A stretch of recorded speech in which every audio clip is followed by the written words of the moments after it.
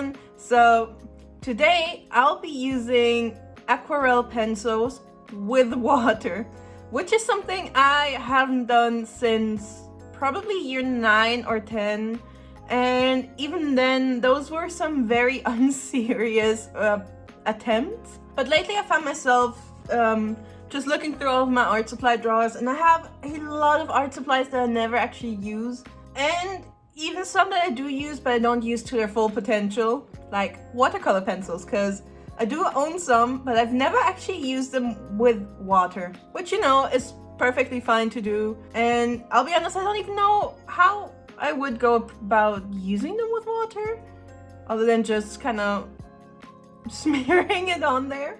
And I was debating on whether or not to look up some videos of other people using them, just so that I can have some sort of idea of what to do or how to use them. But then again, I thought maybe it's more fun to just go ahead and do it and just kind of improvise and see what happens. I mean, how wrong can this go, right? Also, what you can see in the background is me drawing a cute little frog girl standing on a lily pad with a few flies around her. Because the last time I drew a frog, which was in the Santa Crayola video, I was not really happy with how the frog girl turned out. I felt like she wasn't cute enough, so I wanted to attempt and draw another frog girl that really does them justice. But for whatever reason, I was struggling a lot with drawing straight lines today, so it all ended up a little messy, and then I tried to fix it by adding a thicker outline around the picture, and this may have made it worse, but it is what it is. For better or for worse, today is kind of somewhat of an experimental video for me. When I was still in school, in the first week of every school year, we would be handed out these like little flyers that listed all the kind of art supplies that we needed to buy. And for whatever reason, they needed us to have a set of watercolor aquarelle pencils. And in my entire school life, not once did we need to use those pencils. Like any other kind of pen, marker, pencils with color would have been perfectly fine. I don't know why they needed us to buy these aquarelle pencils, which are, by the way, way more expensive than normal pencils. And when I was a kid, kind of the only watercolor aquarelle pencil kind of thing that you could buy within school student art supply prices was this set from Faber-Castell. And nowadays I see a lot more variety out there, but these were the pencils that I had like every year, and I drew a lot, so I would still use them up even if I didn't use them in school. And pretty much every year my mother had to buy me a new one, and then she would always complain about how expensive these pencils are. But I don't own any of these pencils anymore. However, I do still own some watercolor pencils, and in fact it is this tiny little set of pastel Faber-Castell pencils, which are in fact watercolor pencils as indicated by this little paintbrush. And I have these even more expensive Caran Paul Smith plus Caran colored pencils, which were also a gift from my mom. And these have very pretty colors, and I've used these a few times now in some sketchbook pictures, but I've never used them with water either. However, the thing is, I don't like mixing art supplies, and this also kind of extends to I don't like mixing brands. So I'm gonna focus on the Caran pencils for this video, and then I think I'm going to make just a really quick kind of short, fun 30-second to 1-minute short of me drawing another picture with these 4 Faber-Castell pencils. I'll be honest, I have no idea who Paul Smith is, nor have I ever owned any other Caran art supplies, but I do know that these are quite a fancy brand. And I really love this cute little tin that these pencils come in. And as you can see, there's some very pretty colors in here. Like, this is a very nice color pad. And these pens feel really nice to the touch. For one, I know it's just a simple kind of like paint coating from the outside, but it feels nicer than some other pencils that I've used in the past. And also the lead in them seems pretty sturdy. It doesn't really leave crumbs or stuff. And watercolor pencils in general just tend to have a much softer lead than non-watercolor pencils, which is actually something that I really like, and why even if I've never used water, I do prefer using watercolor pencils. And then of course we have a little water brush for later. Not gonna lie, I am a little nervous, and I really don't know why, because worst case the colors are gonna be kind of splodgy or nothing changes, so I'm sure I'll be fine. I am actually gonna start by using this lighter green to color in the frog skin, and then I'm gonna use the darker green for the lily pad. It's also very rare that I use colored pencils in general, but for some reason whenever I use them I instinctively start adding gradients to my colors, thereby adding soft shadows instead of like the cell shading that I usually do. This is like a near perfect froggy green. Let's use some pink for the little bit of blush.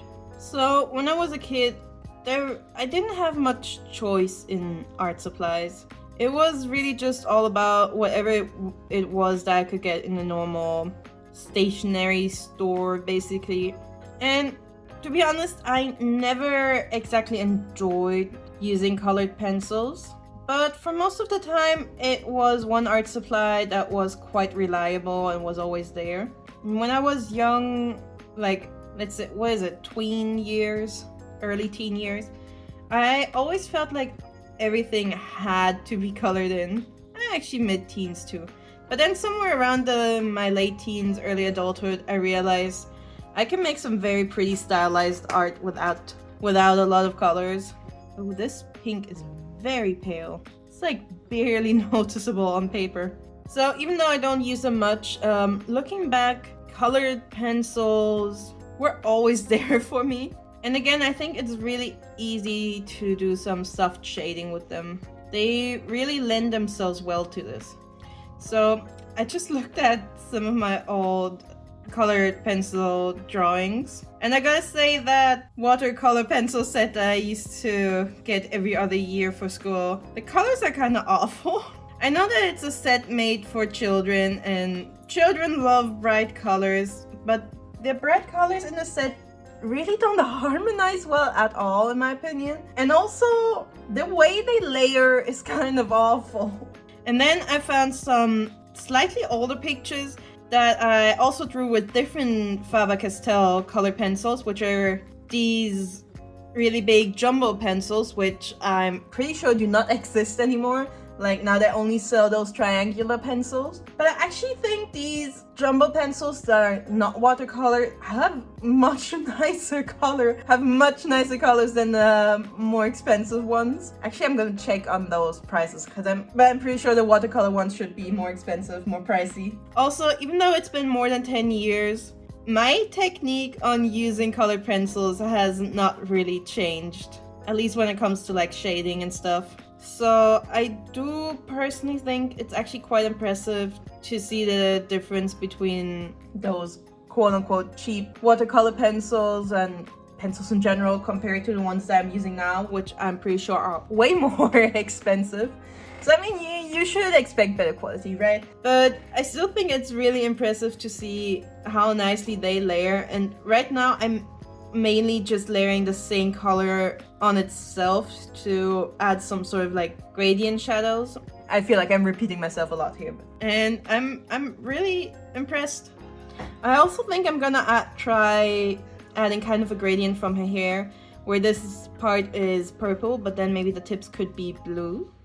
Whenever I'm filming my drawing process, I try not to flip around my paper because I feel like it gets really annoying on camera, but I'm sorry, her hair is so big and round, I kind of have to. So now before I go into darken up the shaded areas, I'm actually going to add the blue and hope to manage to get some sort of gradient going.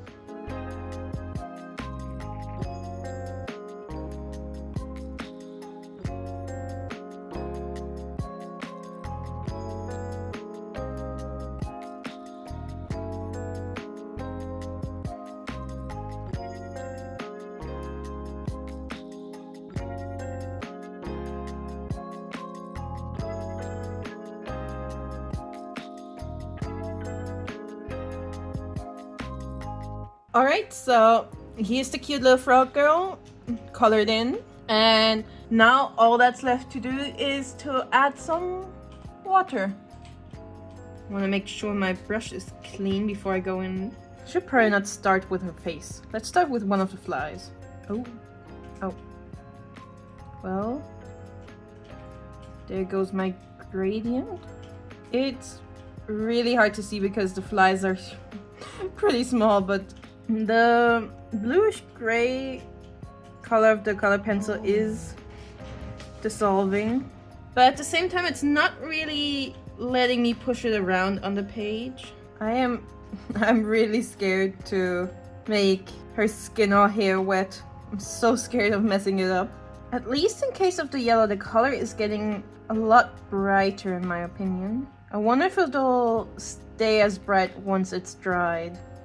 Oh god, no, this looks so gross. Oh no. Oh, this is so bad.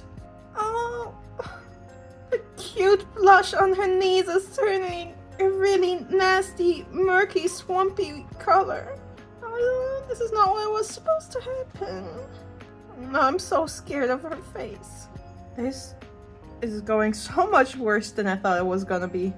I love how all the colors get brighter once they've been wet, but I absolutely hate the fact that I can't preserve my gradients. So, of course, in order to create a sort of gradient between lights and shadows, I could have used the light green and then the dark green, but with this color palette that was sold to me, a lot of the colors wouldn't work this way. Like, there's only one yellow, there's only one purple. Let's see how her hair goes.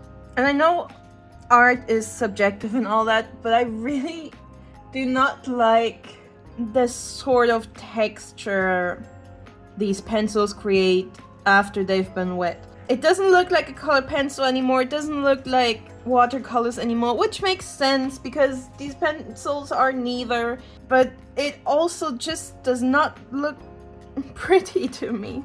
Also, I should probably use a bigger brush for these large areas, but I don't have a bigger water brush, so this is what it's gonna be. Even mixing these two colors is not working well. It didn't work well on the green and pink, and it doesn't work well on the purple and blue. And yeah, these are kind of contrasting colors, but I am very unhappy right now. Alright, so this is the picture done.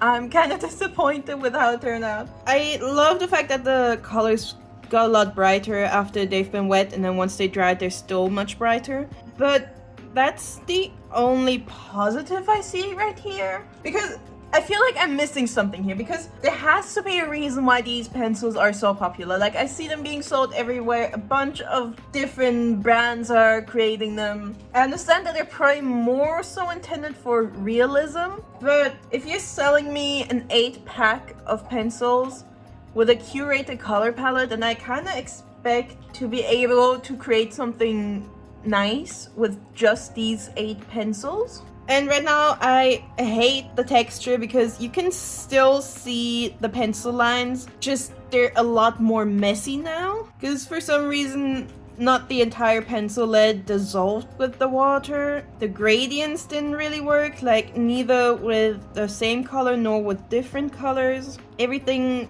just kind of looks more messy than it did before I added water. I'm probably just gonna look up how other people use them and then try this again in my own time. Well, that's it. I'm a very disappointed Bobby who used some very expensive watercolor pencils. Though, I still want to believe that I'm the problem and not the art medium. Thank you so much for watching. I hope you enjoyed today's video again. And also, I've been getting quite a few like really cute comments on some of my other videos as well.